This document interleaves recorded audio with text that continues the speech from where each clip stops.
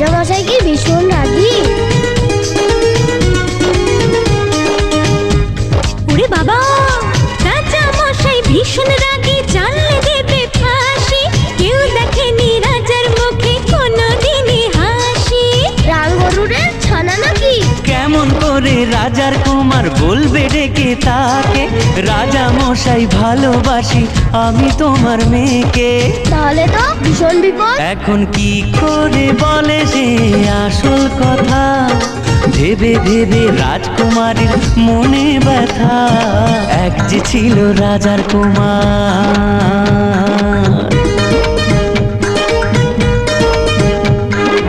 ওদিকে সেই অন্য দেশে রাজার কুমার এসে বিয়ের কথা বলতে এলো হবু জামাই বেশে।